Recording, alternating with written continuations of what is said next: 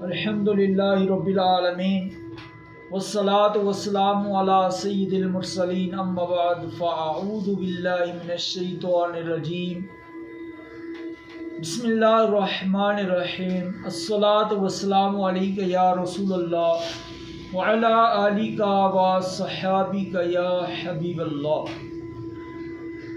روایت ہے کہ حضرت عبداللہ ابن عمر ابن عاص رضی اللہ عنہ سے فرماتے ہیں کہ فرمایا مجھ سے رسول خدا صلی اللہ علیہ وآلہ وسلم نے کہ عبداللہ کیا مجھے یہ خبر نہ ملی کہ تم ہمیشہ دن میں روزہ رکھتے ہو اور رات کو قیام کرتے ہو؟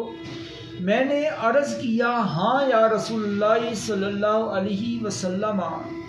فرمایا ایسا نہ کرو، روزہ بھی رکھو، افطار بھی کرو، قیام بھی کرو اور سو بھی، کیونکہ تم پر تمہارے جسم کا بھی حق ہے اور تم پر تمہاری آنکھوں کا بھی حق ہے اور تم پر تمہاری بیوی کا بھی حق ہے اور تم پر تمہارے ملاقاتی کا بھی حق ہے۔ جس نے عمر بھر روزے رکھے اس نے روزے رکھے ہی نہیں، ہر مہینے 3 روزے ساری عمر کے روزے ہیں۔ ہر مہینے میں 3 روزے رکھو اور ہر مہینے 1 قرآن پاک ختم کرو۔ میں نے عرض کیا کہ میں اس سے زیادہ کی طاقت رکھتا ہوں۔ فرمایا تو تم بہترین روزے یعنی روزہ داؤد رکھو کہ 1 دن روزہ 1 دن افطار اور 7 راتوں میں 1 قرآن ختم کرو، اس سے زیادہ نہ کرو۔ اس کی شرح میں یہ ہے کہ یہ سوال انکاری ہے، یعنی مجھے خبر ملی ہے کہ تم سوائے 5 ممنوعہ دنوں کے باقی سال بھر مسلسل نفلی روزے رکھتے ہو اور رات کو عبادت کے دن میں کبھی افطار کرتے ہو نہ رات میں سوتے ہو، ورنہ تم اتنے کمزور ہو جاؤ گے کہ فرضی عبادتیں اور لوگوں کے شرعی حقوق ادا نہ کر سکو گے، اور نفل کی وجہ سے فرض چھوڑنا یا فرض چھوٹنے کے اسباب پر عمل کرنا نہ عقلاً مناسب ہے نہ شرعاً۔ خیال رہے کہ اس صورت میں یہ ممانعت تحریمی ہے، جو چیز فرائض چھڑا دے وہ حرام ہے۔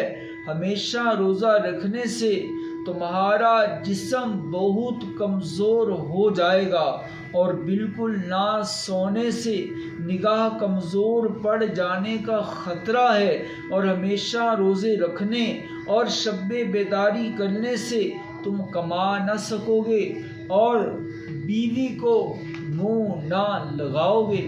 ملاقاتی پر مہمان چاہتے ہیں کہ تم ان کے ساتھ کھاؤ پیو اور رات کو 2 گھڑی ان سے بات چیت کرو، تم یہ بھی نہ کر سکو گے۔ ان جملوں سے معلوم ہوا کہ ہمیشہ روزے رکھنے کی ممانعت ہم جیسے لوگوں کے لیے ہے جو تمام حقوق چھوڑ بیٹھیں، جن کے لیے ہمیشہ کا روزہ اور رات بھر کا جاگنا مذکور حقوق سے آڑ نہ بنے، ان کے لیے اس میں حرج نہیں، مگر ایسے بہادر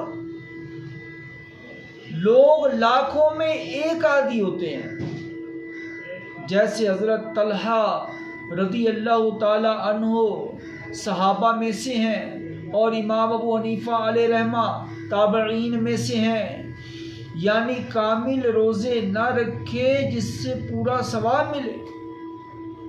صحابہ اکرام علیہ رضوان میں بھی ایسے چاند کی صحابہ اکرام علیہ رضوان تھے جو روزہ رکھتے تھے۔ تابعین میں دیکھا جائے تو امام اعظم ابو حنیفہ علیہ رحمہ وہ شخصیت ہیں کہ جو مسلسل روزے رکھتے تھے، عبادت و ریاضت کرتے تھے، راتوں کو نفل پڑھتے تھے، دن کو قرآن پاک کی تلاوت میں مشغول رہا کرتے تھے۔ 61 قرآن پاک رمضان المبارک میں امام اعظم ابو حنیفہ علیہ رحمہ ختم کرتے تھے۔ اللہ رب العزت ہمیں اپنی بھی زیادہ سے زیادہ عبادت و ریاضت کرنے کی سعادت عطا فرمائے، گناہوں سے بچنے کی توفیق دے، نیک اعمال کرنے کی توفیق دے، فرض عبادات کے ساتھ ساتھ رب کائنات ہمیں نفلی عبادات کا بھی شوق و ذوق عطا فرمائے، آمین۔ اللہ رب العزت ہمیں عمل کی توفیق عطا فرمائے۔ السلام علیکم ورحمۃ اللہ۔